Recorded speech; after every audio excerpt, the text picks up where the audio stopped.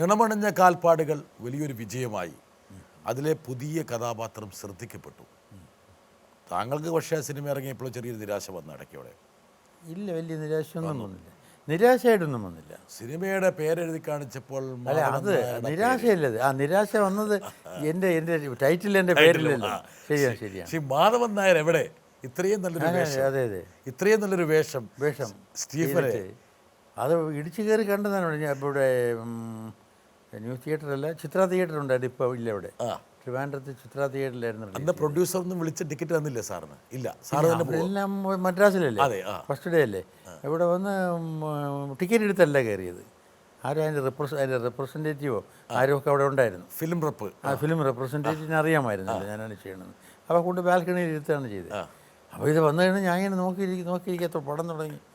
Title എൻ്റെ പേര് മാത്രമില്ല.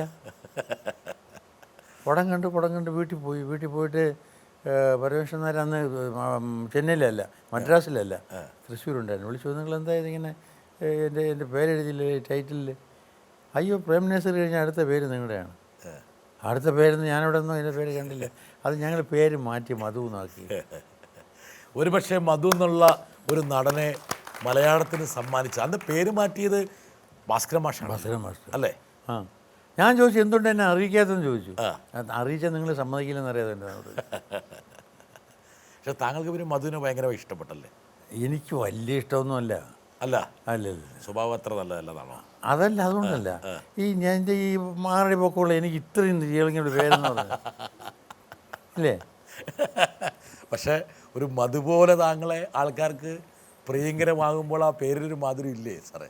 അതുണ്ട്. പക്ഷേ ഇപ്പോഴും ഒരു എന്നെ ആ പേരെന്നെ ഒന്ന് ചെറുതാക്കിയോ എന്നൊരു ഫീലിംഗ് ഉണ്ട്. സാറിന് ഇഷ്ടമല്ല? ഇഷ്ടക്കുറവൊന്നുമില്ല.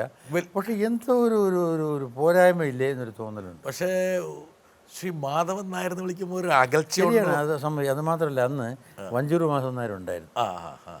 വഞ്ചൂർ മാധവൻ നായർ എന്ന് ഉണ്ടായിരുന്നു. അത് ശക്തിയായിട്ടുണ്ടായിരുന്നില്ല എന്നാണ് പരമേശ്വരൻ നായർ പറഞ്ഞത്. അതുകൊണ്ട് ഇനിയൊരു മാധവൻ നായർ പിന്നെ നീട്ടിയൊക്കെ എഴുതുക, അത് വേണ്ട, ഇത് തന്നെ നല്ലതെന്ന് പറഞ്ഞു. നല്ലൊരു കവിയായിട്ടുള്ള ഭാസ്കരൻ മാഷിന് ഒരു പക്ഷേ താങ്കളുടെ പേരിൽ കുറച്ചും കൂടി മാധുര്യം വിളമ്പി കൊടുക്കാൻ വേണ്ടിയിട്ടായിരിക്കാം വേണമെങ്കിൽ പേരങ്ങ് മാറ്റിയിട്ടുണ്ടാവുക. മധു സാർ അന്ന് സിനിമ കാണാൻ വേണ്ടി പോയി ബാൽക്കണിയിലിരുന്നു. താങ്കളുടെ ആദ്യത്തെ സിനിമ ഒറ്റയ്ക്കാണോ പോയത് മധു സാർ? ഒറ്റയ്ക്ക് പോയത്, വേറെ ആരെയും കൂട്ടിയില്ല. അത് തന്നെ ഒരു കാൽക്കുലേറ്ററായിട്ട്, അതായത് ഇനി ഇവൻ വന്നവൻ എന്തെങ്കിലും മോശം പറയും ഉണ്ടായിരുന്നു. എനിക്കറിയാം, എനിക്ക് മധു സാറിനെ പോലെ കൈ നോക്കാൻ അറിയില്ലെങ്കിലും മധു സാറിൻ്റെ മുഖം നോക്കാൻ എനിക്കറിയാം കറക്റ്റായിട്ട്. അന്ന് താങ്കൾ പോയി അവിടെ ഇരുന്നു, സ്റ്റീഫനെ കാണുന്നു. മധു സാറിന് സ്റ്റീഫനെ ഇഷ്ടപ്പെട്ടോ? സ്റ്റീഫനെ എനിക്ക് ഇഷ്ടപ്പെട്ടു. തൃപ്തിയായി. ഒന്നാമതൊരു മെച്യൂർഡ് ക്യാരക്ടറാണ് സ്റ്റീഫൻ്റെ. ഈ പ്രേം നസീർ അഭിനയിക്കുന്ന ക്യാരക്ടറിനെല്ലാം കുറേ കൂടെ ഒരു മെച്യൂരിറ്റി വന്ന കുറച്ച് സുപ്പീരിയർ ഓഫീസറുമാണ്. അതുപോലെ തന്നെ ക്യാരക്ടർ തന്നെ കുറച്ചുകൂടി മെച്യൂരിറ്റി ഉള്ള ഒരു ക്യാരക്ടറാണ്. അപ്പോൾ അത് ചെയ്തപ്പോൾ എനിക്ക് നന്നായിട്ട് തോന്നി. എൻ്റെ ഓൾസോ അതിൻ്റെ ലാസ്റ്റ് സീനൊക്കെ വരാൻ നേരത്ത് ഈ ക്യാരക്ടർ മറക്കില്ല, ആരും ഈ ക്യാരക്ടറിനെ വേഗം മറക്കില്ല എന്നുള്ളൊരു ഫീലിംഗ് ഉണ്ടായിരുന്നു. അന്ന് യഥാർത്ഥത്തിൽ സംഭവിച്ചത് സത്യൻ സാറ്, നസീർ സാറ്, അങ്ങനെ ഈ രണ്ട് വലിയൊരു സ്തംഭങ്ങളുടെ മുകളിൽ നിന്നിരുന്ന മലയാള സിനിമയ്ക്ക് മൂന്നാമതൊരു വ്യക്തിയെ, മൂന്നാമതൊരു താരത്തെ, അല്ല മൂന്നാമതൊരു സ്തംഭത്തെ, തൂണിനെ കെട്ടുകയാണ്.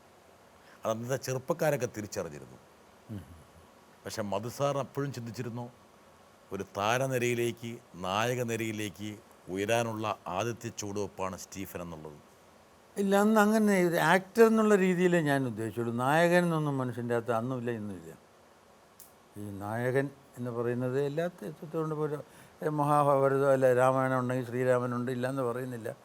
എന്നാലും ബാക്കി ധാരാളം ക്യാരക്ടേഴ്സ് ഉണ്ടല്ലോ. അപ്പോൾ ഇപ്പോൾ രാമായണം എടുക്കുകയാണെങ്കിൽ ഇപ്പോൾ ശ്രീരാമൻ്റെ വേഷമല്ല, കുറേ നല്ലൊരു ഹനുമാൻ്റെ വേഷം എനിക്ക് തന്നാൽ എനിക്ക് സന്തോഷമാണ്. അതിനൊരു ക്യാരക്ടറുണ്ട്.